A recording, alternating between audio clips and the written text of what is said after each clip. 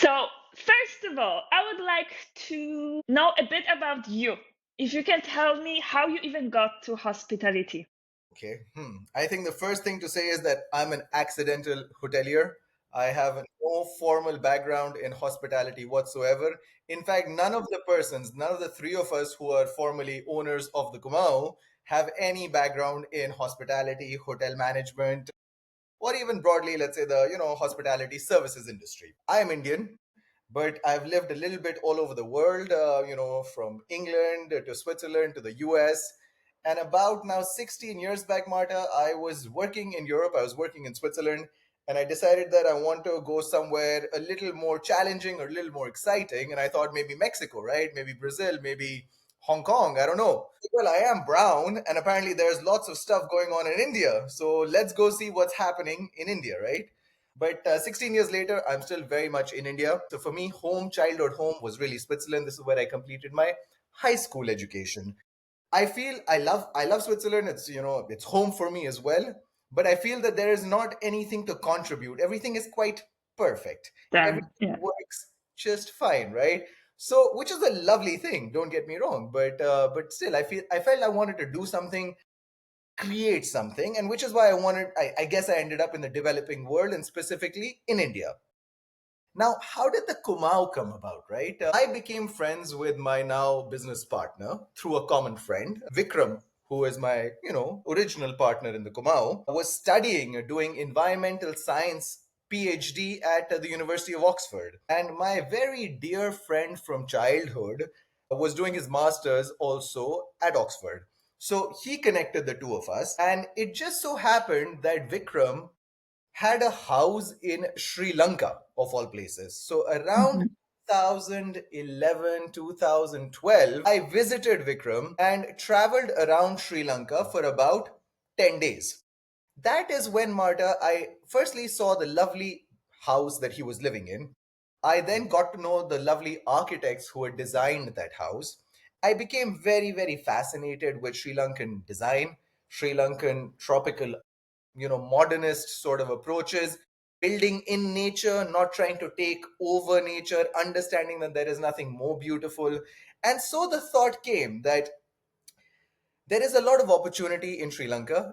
So I said, let's do something maybe in Sri Lanka. And somehow, when I was discussing this with some friends and family, they're like, listen, man, you were in the US and then you're in the UK, then you're back in Switzerland, then you go to India, and now you're saying you're in Sri Lanka. So, hey, why don't you just do something in India, right? Where you are. Yeah. So the conversation changed from Sri Lanka to India at some point in time.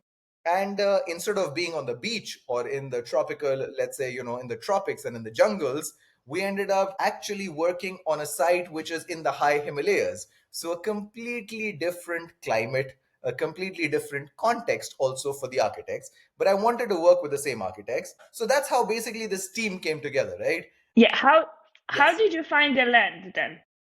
So The idea was already there, the idea but was there. So yeah. the idea was there to do something in Sri Lanka, and that didn't really work out. So my friend and partner Vikram, he said, and he's a bit older. He's about 10 or 12 years older than I am. So at a different stage in his life, and he wanted at that point he just moved to India after spending maybe about 20 years in Stockholm and in London and in some places all over the world. And he said that he is going to. There's a part of the mountains that I wanted to visit, and that he also wanted to visit, which is where the Kumau today is situated. It's just at the back of my head. I was like, I want to go to that part of the Himalaya. I've never been. I've only been to some nearby areas, and let's go check it out. And in particular, there is actually this Shiva temple. So there is, like, in India, Yeah. this whole, like, sort of culture and let's say religion or spirituality and travel. It's all kind of mixed together. It's not very formal, right? But I had a thought that I wanted to visit this very medieval, about 12, 1300 year old complex of Shiva temples and shrines, which are about an hour away from where the Kumau today is situated. So we made a plan. This is, 6 months, 1 year after this whole Sri Lanka business never really worked out. And we decided that let's go and visit this part of the Indian Himalaya in the state of Uttarakhand, and the division, one half of that state, which is actually the region is called Kumaon. So, long story short, we decided to go on a holiday to this part of the mountains. Last minute, I couldn't go because I had some work that came up. So this holiday never happened. And Vikram, when he comes back from this holiday, says that, he has a house on the coast in southern Sri Lanka. And he's like, it's always been a dream for him to always have a house in the mountains. So he said that actually, he's like, I fell in love with this part of the hills again because he'd visited as a child. And he's like, I'm going to build myself a house in the mountains. So I was like, okay, good idea. But after maybe a few months, he comes back to me and he's like, he's found some land, but all the money that he had to invest, he's actually invested in buying the land. So he doesn't have currently any money left to maybe build his house. Yeah. And there was a small parcel of land adjoining the property that he has bought, which currently he cannot purchase. So he said that why don't you, Raghav, why don't you come and visit because you were planning on visiting and buy this small parcel of land so that maybe somebody else doesn't come and build something really, Yeah. disturbing or ugly, which will spoil the view from his property. So he's like, as you're a friend, why don't you just buy the property right next to mine? And eventually he's like, I will either buy it from you, or he made a very interesting proposition. He's like, when I'm building my house, I will build a small house for you as well. And you can have a mountain home as well. I was like, sounds like a lovely idea. Very soon, Martha, I realized that I don't even get home in time to eat dinner or maybe take my dogs for a walk just because life was very busy, lots of work, lots of travel. And I'm like, it sounds fantastic in my head. But really, this is 8, 9, 10 hours away by road from New Delhi. I'm thinking I'm sitting reading a book by the fireplace, enjoying the beautiful winter sunshine and the flowers and the apricots and the peaches. Really? I'm in some corporate tower. There's like four different buildings, 50 stories high. I'm sitting in a boardroom. It doesn't sound like this is a real idea, right? I don't think I will ever make it to my house. That is when I suggested to Vikram that why don't we combine the land and instead of building a house for, I mean, I said, okay, sure, if you want to build yourself a house, that's fine. But for me to be associated with this idea, it has to be a commercial project. I can Hmm. only justify investing into something in the mountains or anywhere for that matter as long as it is a business as opposed to a personal home, because I was all of 29 at that point in time and I was like, look, I'm too young to be thinking about a mountain home to retire in, Yep. or whatever it is, right? So essentially, from what was supposed to be two houses built by It two friends, became. what happened was that it became into a commercial enterprise. So that is really a roundabout way that the Kumau ended up being situated where it is situated and obviously coming together as a hospitality venture. That's a great story. Like you really didn't plan it. It just kind of happened. So that's how we decided that we will build a hotel. I had, Marta, never previously done any construction. I had never actually built even a small. I don't think I've even built a sandcastle actually ever, really, as a child. So it was a bit of a silly idea that, okay, let's build a hotel in the middle of the mountains, which is a 10-hour drive from New Delhi. And you took the architect from Sri Lanka to the middle of the Himalayas. Yes, because I had So just very become. similar landscape as well, right? No, completely different, right? Nothing to do. One is Yeah. right on the coast with the waves coming in. The other is like you climb up. We're at about 6,000 feet, maybe 1,800 meters or thereabouts. But in front of the Kumau, you have 11 or 12 of the high peaks, all of which are 6,000 meters to 8,000 meters, right? They're like, so it's a completely different ecosystem. But I mean, Vikram was friends with these architects. I had become friends with them as well. And, we had a very good personal sort of equation. So we wanted to work with the same architects because I'd seen their work also in Sri Lanka and it was stunning. And for them, it was exciting because they were like, look, we've only worked in tropical modernist locations where you are building in this very humid, hot, coastal sort of a climate. So they were also excited. I am based in New Delhi. Vikram had moved from England to Bangalore in the south or the middle of the south of India. And the site was 10-hour drive. There was no other way to get there. 10-hour drive from New Delhi in the middle of the Himalayas. So this is what the beginning of this project looks like. I want to know, how did you even have the money, the finance? I did not have the money or the finance initially, right? I firstly spoke with my partner who, did some kind of an analysis, even though he's not an expert when it comes to numbers or, whatever it is. But we estimated that, look, we'll need 100 euros for this project. I'm just making it up, but 100 euros is what is required. So he's like, okay, you find 50, I find 50, and let's do this together, right? So I realized that I'm just using this 100 as a base, but I realized that, okay, I can probably invest out of my 50, maybe 10 or 15 euros, maybe if I try really hard, 20 euros, like 20% of the total project. But I have to cover 50%. So I actually made a deal with my father. So I went to my father and said, look, old man, you will be probably investing some of your hard earned money into maybe an apartment, maybe some, office, something that you will probably never visit and that you will get some good, maybe rent from.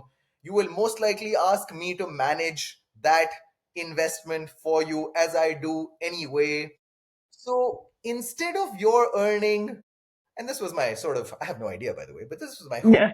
Instead of your earning maybe 2%, 3%, whatever, whatever rent you might get, no, you put like 100,000 euros, you might make 3,000, 4,000 euros, or whatever. You put 1,000,000 euros and you might get 20,000 euros, 30,000 euros as maybe your rent. And sure, there is the capital value, but that's it.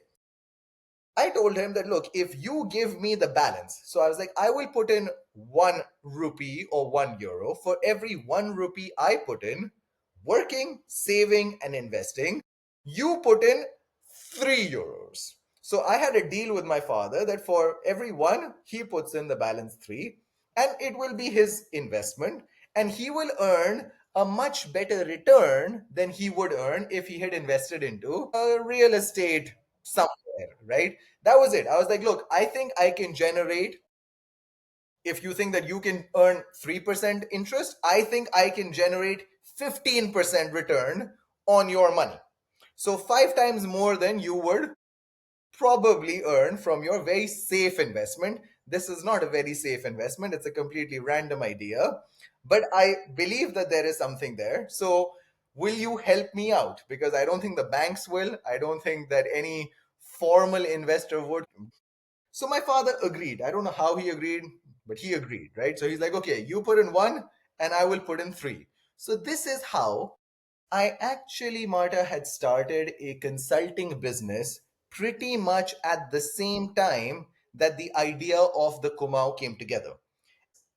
So I realized that, okay, fine, let me put together this consulting firm. So I probably had to work 14, 16 hours a day initially to earn the money, some of which I was then able to, after paying for my living expense, just nominal living expense, save and invest into this hotel that I'm building in the mountains, right? And that also was just a part of obviously what the total cost was.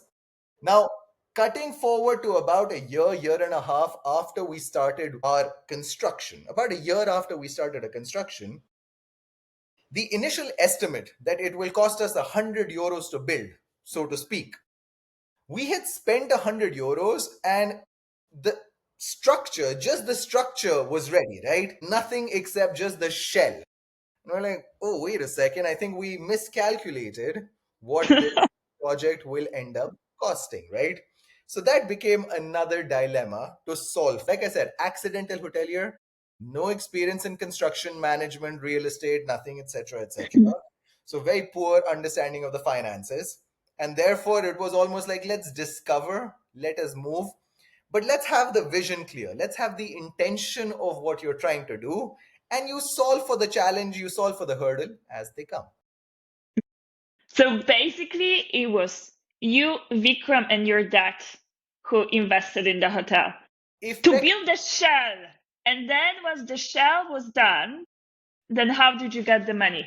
So to move when the shell forward. was done, unfortunately, Vikram did not have any more capital to invest. Neither did I, frankly, because for me it was like I'm working and I'm earning, right? So I thought to myself, we've already spent a year doing this. I have made like 2 trips a month and it's a 10-hour drive up, a 10-hour drive down. For me, the thought was, Marta, that okay, I've been able to support my end of the bargain and invest from my own capital and my own earning. So, okay, fine. The project seems that instead of 100 rupees, it will probably cost 200 rupees. So I can continue to work and continue to invest. But there was a problem in the sense that my partner did not actually have more capital, right? So he's like, look, this is all the money that I have. And well, now, if we've miscalculated, we've miscalculated. So I said, I was young. You have a bit of ego when you're young. You've put in a little bit of hard energy, a lot of your heart also into this, which you've trying to realize, right? And the project is underway. So then I was like, okay, fine, not a problem. I will continue to invest what I can from my end. And I will try and see if we can raise some bank finance. So effectively, what ended up happening was that of the extra 100, let us say, that we had to spend, about 50 of it more I invested along with my father, so 50% more of the extra amount. And for the balance 50 rupees or 50 euros we had to raise, I actually then went to the bank and took a loan, a commercial loan, Okay.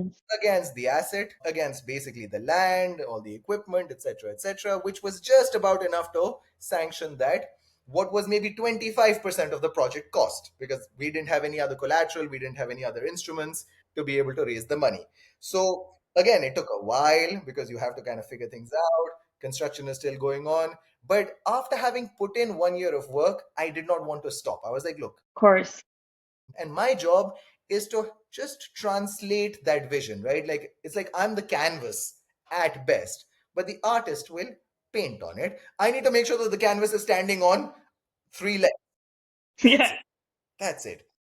So it was a lot of work, it was a lot of effort, but somehow managed to put together bit by bit, the finances needed, including taking eventually, obviously, commercial loan as well to be able to Mhm. build. Now, I was a bit concerned because I'm not sure how well we may or may not do. Firstly, we're Marta in a place where there are no tourists. We're Yeah. building something in the middle of nowhere where nobody comes. And for me, the idea was that the vision needs to be strong and the property needs to be strong enough to attract people to come and be like, okay, instead of going to the usual places, let us go and discover a new location, a new property. And I was confident that once the people come there, the hotel is not material. The hotel just happens to be a place where you can park your bum and sit comfortably, but actually it is what is the beauty around, right? It is the nature, it is the forest, it is the waterfalls, it is the rivers, it is the mountains, it is the people, it is the food, the culture, the dance, the clothing. So the hotel is just a side show. Like the idea is to get people to come to this place and discover the Kumaon region, right? And discover its culture, discover its local idiom, so to speak. But yeah, I mean, long story short, it was a little bit of a challenge, but it came together. It came together eventually. What would you say it was the biggest challenge in all of it? So look, the biggest challenge was that I'm an idiot, effectively. So when I saw the site, I was like, wow, it's beautiful, right? Look at this amazing nature. Look at this views. Wow, like it's just gorgeous. I want to just sit here quietly and read a book or lie down in the grass with these mountain wildflowers growing, blah blah blah. But actually, the site, Marta, had no road going to it. It had Yeah. no water. It had no electricity. There was not even a phone connection. And this is like, forget about internet, but it was like you had to kind of go around and be like, do I get a signal somewhere?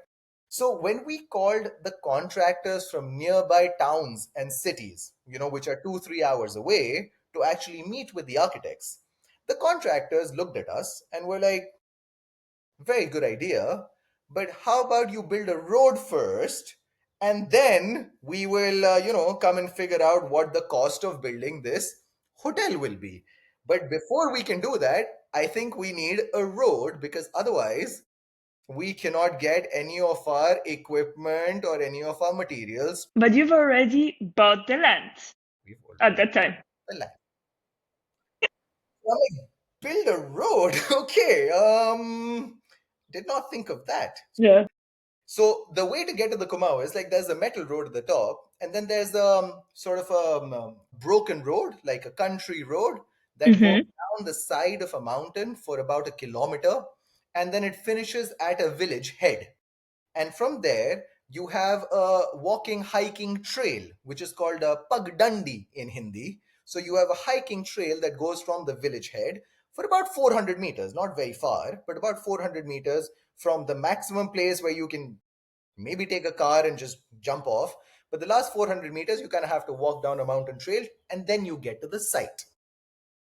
So, So all the materials and the equipment needed to be walked so and yes, so this is what happened, right? Because the contractor said, we'll come back once the road is ready. And then we looked around and I looked at the sky and I was like, well, I'm not sure where the road will come from. So, long story short, I realized that if I have to build this hotel, I've now quit my job. I've started a consulting firm. I've bought some land. I've made a deal with my father that I'm going to do this. And now I'm suddenly realizing that we can't build because these guys say build a road first. So I realized that if we have to realize this vision, I will have to take on the onus of actually becoming the contractor, the project contractor myself. Also, because my partners did not really have too much, let's say, an understanding. And India is a challenging place to work at. Vikram has just come in from living overseas. So, even like communicating and managing the localies, there are all of these sort of local challenges. And because I'd been there for about 5 years and I'd actually been working in various different capacities and, I'd gotten to know the country slightly better. So I said, okay, fine. I will take on the role of building the Kumaon, even though I don't really know anything about building or architecture. But I have some good architects. I can speak to them. I can kind of understand. And look, how hard can it be, right? Like maybe it's not that hard, no, ultimately. So we ended up, or I should say, I ended up deciding to take on the project execution internally, which meant hiring the teams, hiring all the technical, obviously labor from masons, plumbers, electricians, stone cutters, managing the entire procurement. So buying all the materials, and the materials are even like, going and getting sand and going to maybe a rock quarry, dealing with that, paying the supplier. So entire sort of chain of construction management, right? We had to do internally and sort of learning on the job. So I kind of like, learned bit by bit what is a foundation, what goes into it. But more than that, Marta, everything that you see at the Kumaon is hand built. There was no power equipment because there was no electricity. So everything, the walls, the columns, the furniture, the fabric on the furniture, right? Doesn't matter. Everything, like if you take a block which is like 2 feet by 2 feet of stone, right? You first take from a big stone, you cut it with like a hammer yeah. effectively, and then you place it on, let's say, a wall, and then you take a chisel and then you go cut, cut, cut, cut, cut, cut, cut. It's like you were building 500 years back or 200 years back, let us say, before the Industrial Revolution, before you have power tools or power machinery, right? You are carrying things to the site by hand on your back. So let's say a big 30 kilos of sand or small pebbles which you need to mix the concrete, right? Now, if even if you're doing the concrete, you are pouring the concrete by hand. It's Yeah. not in a big, I don't know what, the big rolling Yeah, machine, I know what whatever, you mean. right? Yeah. So it was absolutely ridiculous, actually. And people who were part of that process, we faced a lot of challenges. The cost of just getting material to site. I'll give you one example, right? Let us say you get a truck of sand because you do need sand for mixing, right? And sand is one thing which is not available locally, so you have to get it from down in the plains, from the river sand, I guess, right? So it comes up in a big trailer, in a truck. It at the top of the hill, it then gets dumped down. Now, what I had to do was that I have a whole mountain of sand from a truck which is lying on top by the side of the road. So what I did was I bought a pickup, like a Jeep with a Yeah. pickup cabin lading thing at the back, right? And then you have a driver and you have two guys who go up to where the sand is, and then with shovels you put it on the back of the pickup. Then you drive down to the village head, you dump the pickup. From there, other people, workers, take shovels, put it into gunny bags. Then they put it on their shoulder and walk the 300-400 meters to site to then drop the sand back. And then in this time, the pickup has gone back up that 1 kilometer to where the big sand is lying, because one truck full of sand is like 30 journeys up and down on the small pickup car, right? Effectively. So at some point, I had 93 humans working on the site in different capacities. And I remember standing far away once and just looking, and I'm like, I'm not sure what is going on here exactly. It was a challenge, it was a experience. It is something that is not normally done today No, it's anywhere definitely not normal. anywhere in the world. I was like, okay, let's forget about this. Let it just stand. It was a very silly idea from the beginning. I just didn't realize how silly an idea it might be. It took almost 3 years to build, just short of 3 years for the whole structure to be completed. What people were even saying when you were bringing those ideas to them and asking them to do that? I think they were just like, this is some silly people who've come from the city who don't know anything about anything. But you get to know the locals, almost everybody on the site, almost everybody, barring a few technical, like for example, the electrician, the plumb, a few specialist people were not from the village.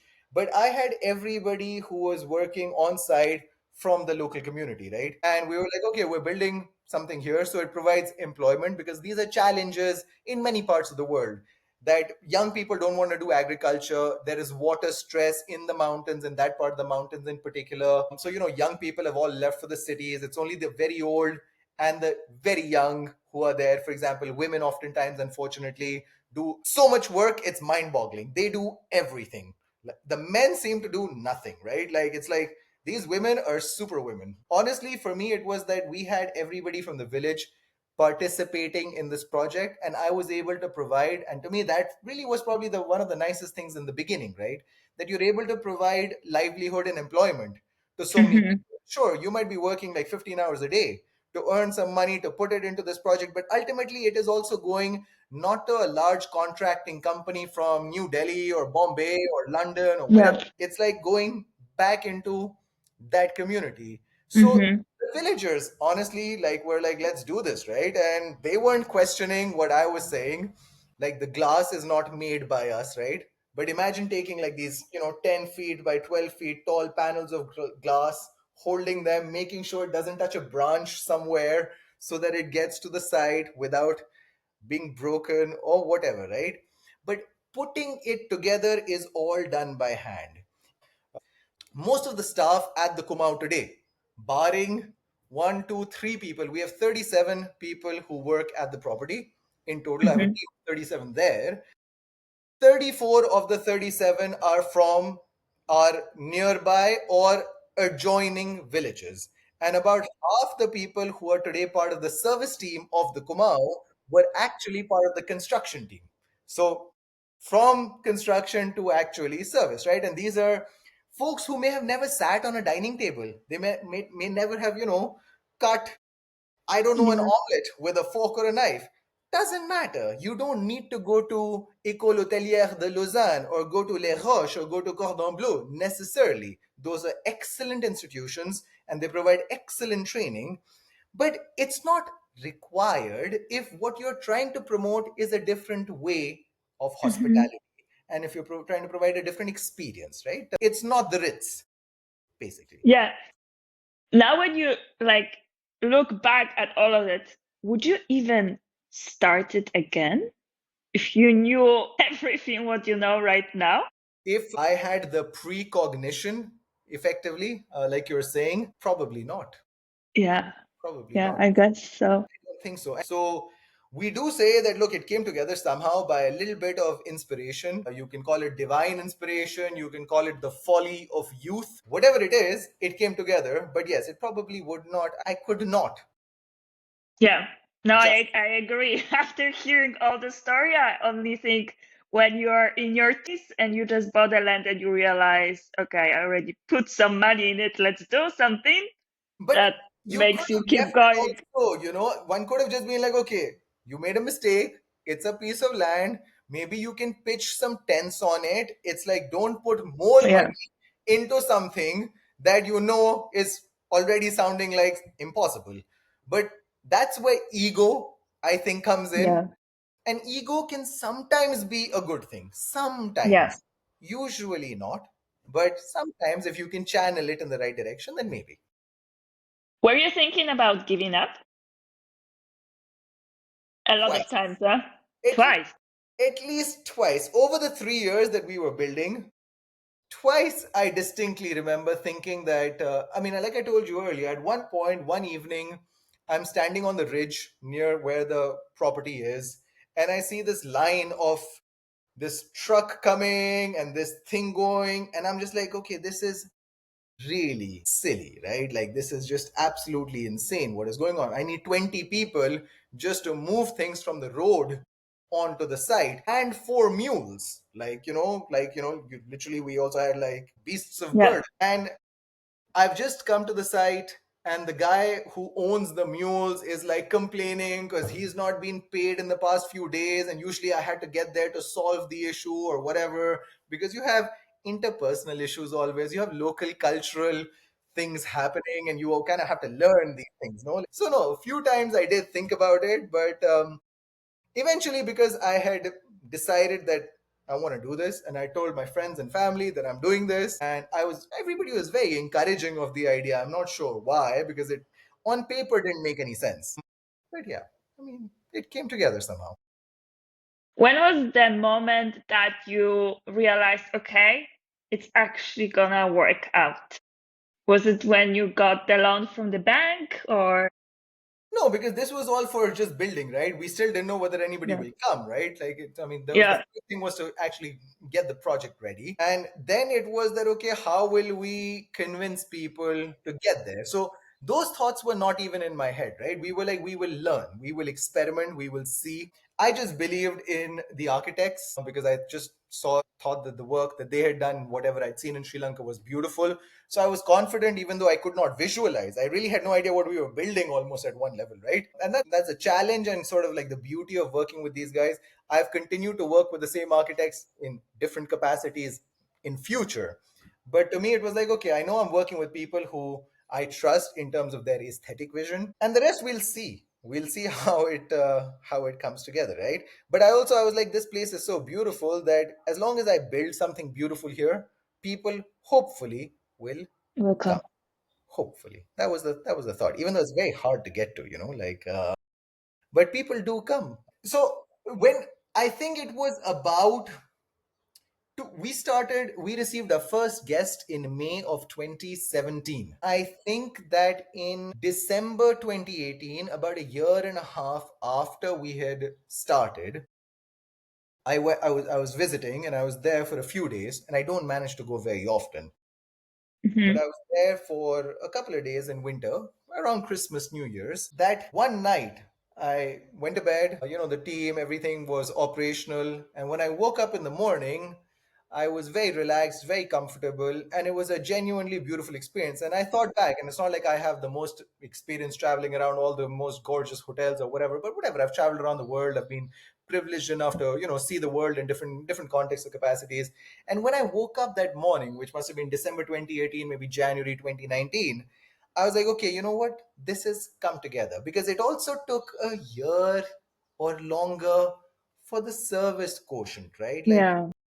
and again, it's like Vikram and I sort of just speaking with the team and figuring out what turn down services, how to go about receiving, simple things like reservation management, simple things like even your kitchen procurement, your larder management, just the ethos, how to speak, how to, and we didn't Yeah. honestly have to do much because the people are lovely and they have a lovely warmth, just an automatic hospitality. So just giving it a little bit of sort of structure, really, so as to Hmm. make it a commercially viable, let us say, operation instead of it just being a homestay.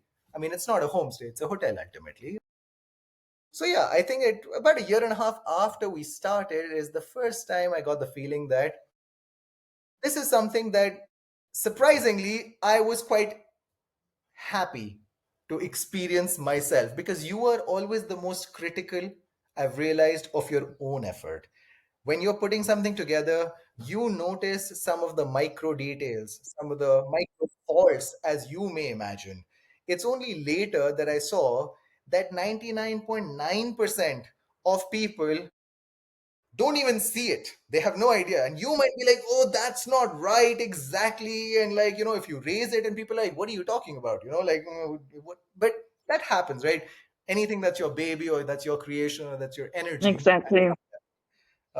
It took a while, but yeah, at some point I was like, there's something beautiful. Did the Kumaon change your life? Did you quit your consulting company and is it that your job or you're barely even there right now? How did it change my life? Interesting. I did not quit my consulting company. I had committed to different people to associate in different efforts. So the biggest way I think in which the Kumau sort of changed my life is that it gave me a lot of confidence in my own ability to imagine and to bring to reality that imagination, to convert it Hmm. from a thought into something concrete, right? And so that confidence is something that I think I continue to take with me and channel into various different things that I am associated with today. Where do you see the project in 5 years? Are you planning any expansion? Are you planning to grow?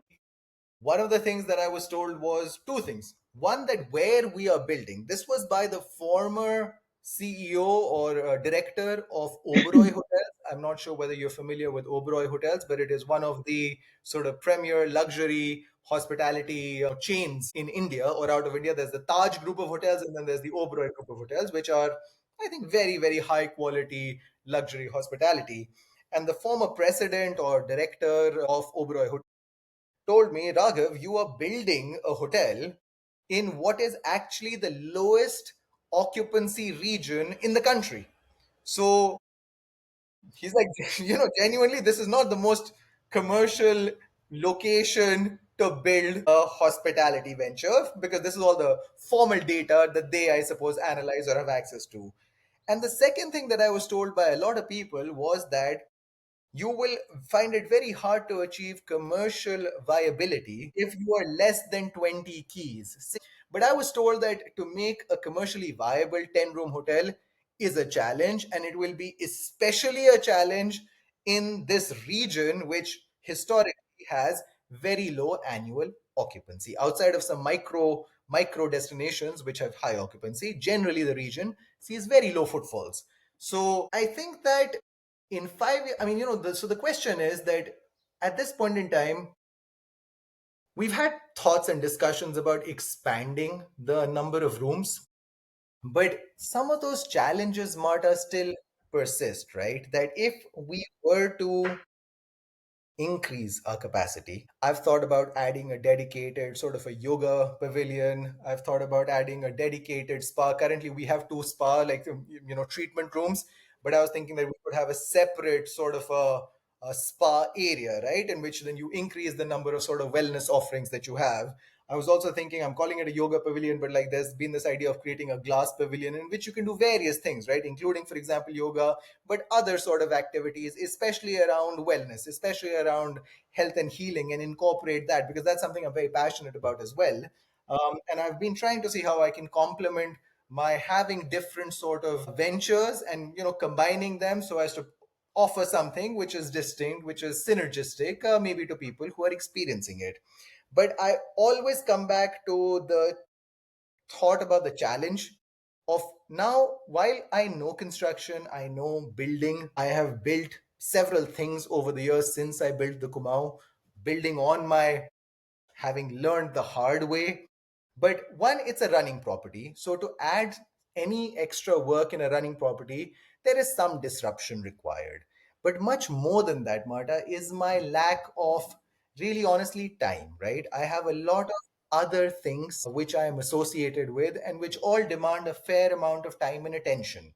So for me to take on adding to the inventory or adding to the services, which is sensible today, seems to be a challenge in terms of my being able to allocate enough time. Or even if I do that, I will probably have to take some time, thought, and sort of intention away from some of the other Things. things that I'm associated with. And which is why, at one level, I sometimes think small is beautiful.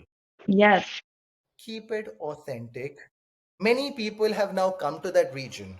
I see some projects being built by the bigger sort of hospitality, chains or experts, or, it could be boutique, doesn't matter. People who have much more experience and ability than we do.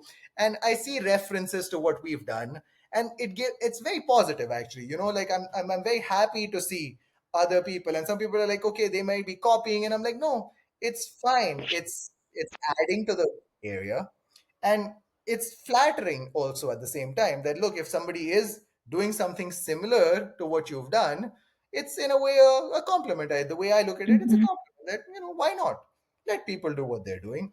But my thought is to keep it small, to keep it sort of authentic, to keep it very personal, to keep it very quiet. These are all terms that are spoken about today. It is some place where you have to go, and many times guests who come, they're a bit concerned because they still come to the village road and they still have to walk the 300 or 400 meters, and then they're like, maybe I should have gone to the Four Seasons, or maybe I should have booked that other luxury property somewhere else in, I don't know, in Switzerland or whatever. Maybe I made a No, mistake. this is the beauty in it. But I think that Yeah. you take like a day to adjust. You might have a certain expectation. But at one level, the Kumaon and the region, but the Kumaon especially, forces you to switch off. Do not have, and if you want to watch Netflix, just stay at home. No, like, I mean, Yeah, why are you in the mountains, right? Like, go exactly. bird, go see that tree, go for a walk, go discover a hidden waterfall, go eat Yeah. something that you have never tasted the flavor of, right? So I think for us, 100% the ethos is to sort of disconnect and reconnect with yourself. Or if you're there with your partner, with your family, you are at some level subtly, not very directly, right? I mean, it's not like some ashram or some like retreat where everybody has to follow the rules, but a very subtle nudge to go back, to be quiet, to discover the beauty, to hear the wind, to hear the birds, and just mindful sort of being, right? And we get that from a lot of guests, that it was not what we expected, but we get people who then come again and again and again. And I'm not sure, I think it is to do with the environment. I'm all right. Next question. What do you think are the biggest challenges independent hotel owners face in raising capital? Just lack of project sort of experience. If I go to if I go to banks, and those banks could be in Switzerland, they generally try and evaluate obviously your project on its own merits. But what is very important is whenever financing somebody without experience, is there any collateral, right? I mean, is there a security? So if there is no security, then banks will find it very hard to lend monies for a project unless there's a mandate or unless there's very cheap money available, like there has been in the past 5 7 years in America, even in Europe, in many places. But generally, if I've been a banker, if I look at it from the other lens, if I'm sitting and evaluating a company or two people who come to me and say that, look, we are entering hospitality, we have no prior experience, it will probably be on the basis of either security or maybe their training, right? At least they have gone to good hotel management schools. Maybe they have professional experience having worked at least in that hospitality services space. That might sort of assuage some of my concerns about the ability. But if you are an independent hotel owner, unless you are able to convince maybe an existing chain to take over and run your operations, in which case it doesn't really become an independent, you're an independent asset owner. But then it's a Marriott or an IHG or a, whoever, a Hilton, which is then running your business Yeah. effectively. That's completely separate, right? But to own and operate an independent property, accessing finance, I think, is very challenging, at least in my experience, because especially in emerging markets and in like Asia, I would say there aren't that many dedicated sort of consultancies or venture capital which is looking to invest only into hospitality. I do know of some such entities in London, in New York, for example, but very few who are dedicated to sort of understanding and investing in the hospitality management ecosystem. So I think it is, I mean, I think it's just a challenge. I don't know what the biggest challenge is, but I think that the challenge is lack of In experience general. in general. If you have experience, maybe it's less of a challenge. I would assume so, right? If I've gone to the best schools in that ecosystem, and if I've worked at established maybe places, and I've been the GM of a property which is well recognized for its professional management, okay, maybe it would be less challenging for somebody to convince me to part with some money. But that's all I would say, right? That experience helps. Experience will certainly help. Because you said that you were scrolling through our platform. Do you know, do you understand what Askira even is? I would want to know more because I literally have been traveling and I'm on the road very Yes. often, all over the world, really. But so, not in any detail. I would love to know more about Askira. If you can share a little bit about, so that I understand, where you're coming from. Yeah. I will just say it very shortly. So we are a crowdfunding platform and Okay. we are building basically a bridge between hotel projects Mm-hmm. and people who want to finance hotels. Very interesting. Okay, fine, fine, fine. No, I just thought I had a completely different nominal understanding. Very interesting. So this is something that I think is very needed by a lot of people around the world, I think, who would appreciate. I think that tourism is an evergreen industry in the sense that things happen, there are things that become good, there are things that become bad. The world is in a very topsy turvy place. But I don't know about international trends beyond a point, but like there is obviously always a demand to explore, right? To go and see things and experience things. You could be a local. Oftentimes, in fact, I feel that locals don't know where they're living as much as sometimes maybe somebody who's visiting, right? You take your local for granted oftentimes as well. But I do think that the impact tourism has in terms of generating employment anywhere in the world, and also importantly, revenues that are earned, especially by independent hotels anywhere, are also retained in that local ecosystem, right? It isn't that the money is going to a bank account in Geneva or in Zurich or in London or New York. Effectively, it's not a global corporation. And to me, that is something that is very valuable. And therefore, challenges apart, I think that the more, I mean, when I travel, I generally, unless I'm traveling for work and I'm there for a conference for a day or whatever, but I always like to stay at independent boutique properties because you just you get to experience something which is local, no, which has got character, Yeah. which is, and you get to speak to, it could be the staff, it could be the management, it could be the ownership, whoever is there, but there's something unique and there's something distinct. Because otherwise, if I'm in a business hotel, I could be in Hong Kong or Singapore or Toronto, I don't know. When I'm inside, it's all the same, right? It's Yeah. convenient, Exactly. but it's also in it's very convenient, no doubt, but it's very boring, effectively. I agree. Totally. I think that what you guys are trying to do is something which is quite amazing and quite lovely, and I think it would be very, very appreciated by a lot of by well, both sides of the stakeholders ultimately, right? If I did not have various other things that I do, I sometimes think that if I were only to do one thing, I would just be a hotelier because I really enjoy the experience, Hmm. exploring. I love engaging. I love actually building. I do love architecture.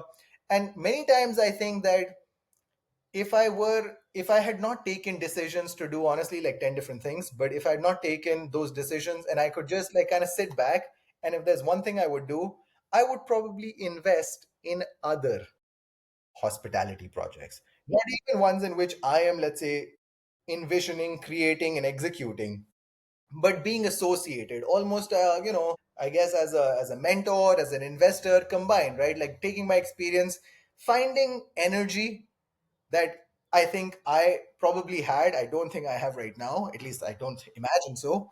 But finding other people who are inspired and who are trying to do something which is akin, maybe in a completely different country, geography, climate, but akin to what we did with the Kumau, right? I mean, to me, it's almost like it's silly to say it, but like if I were like more like a retired entrepreneur, I would love to just associate with hospitality projects around the world, right? And along with capital, actually participate in, if needed, providing some guidance, providing some experience, providing some expertise, where some visions align. So I think that this would be. I mean, I look forward to seeing what you build at Askira. Yeah, maybe one day from all the 10 things that you've got, there will be five things left, and then maybe you are gonna build another hotel. Who knows? You never know. You Anything can happen. never know. Exactly. Absolutely. You can go for another hike and find another land. True. But do you visit any of the properties at all who you have featured so far, or is it a very sort of new effort right now and you're just kind of aggregating different perspectives, different platforms? Some of the hotels we visited, usually I'm visited, and then you can see my face that I'm just there looking around. But yeah, we have a format that every single week we are choosing a hotel of the week that we promote on our Instagram. Hmm. So yes, of course, like there is already like 200 hotels. We are not in all of them.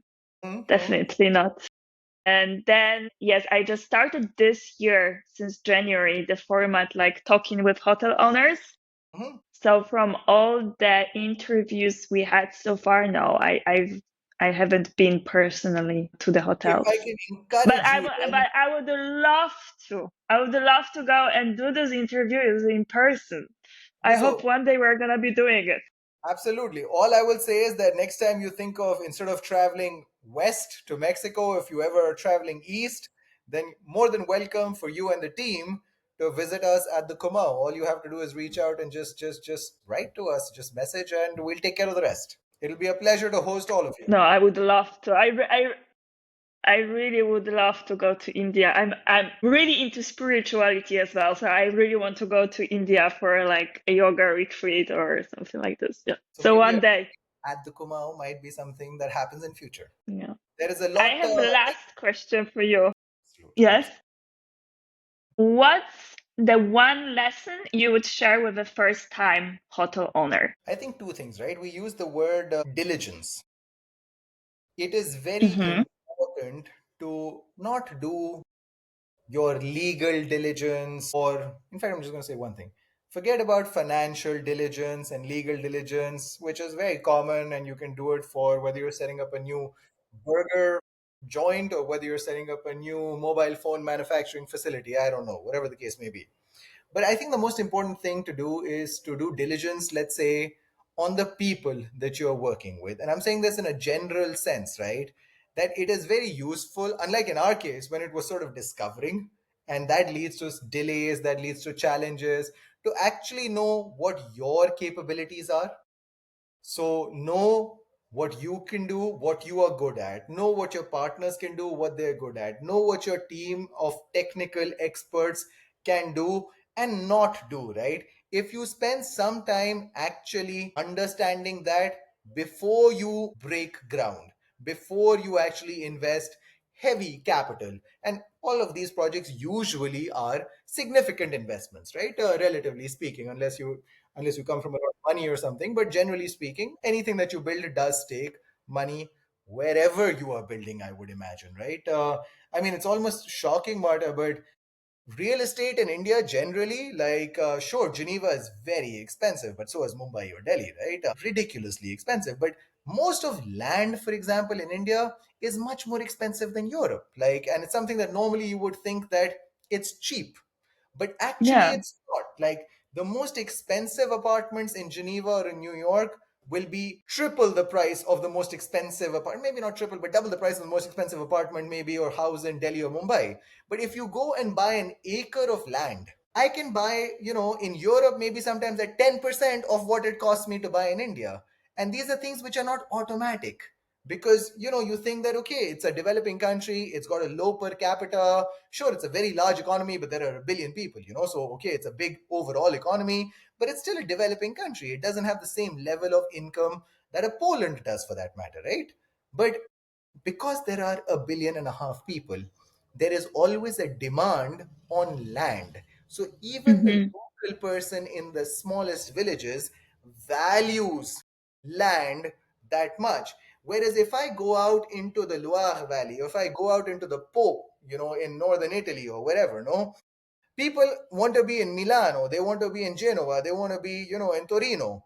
And you can probably buy 10 acres because nobody is interested anymore in working on the land or growing olives or, agriculture, for that matter, right? So it's strange, but these are things. To answer your question very simply, the most important thing is to do diligence on your and your team's ability. Know that well so that you can solve for it beforehand instead of discovering it as you go along, because sometimes that discovery can be sort of almost fatal for a project. Yeah, painful. You've learned the hard way, definitely. Don't Absolutely. buy a land without asking if there is electricity or water nearby. Water We is still a learned that challenge. lesson. Water is still a challenge, but it's okay. That's the whole area. So you recognize that. But yeah, don't buy land if Okay. if you don't have electricity, if you can't drive to it. Make sure that there's Yeah. a road. Just make sure there's a road. I think everything else can come together. Everything else can come together. Thank you so much, Marta, for Super. reaching out. It was such a pleasure speaking with you. Thank you for your time. And It, look forward to hosting you at the Kumaon hopefully soon. oh my God, that would be a dream. Seriously, that would be a dream. And thank you really so much. I love your energy and I'm really impressed by what you did. Very, very sweet. My pleasure entirely. Thank you so much. Okay, bye bye. Bye.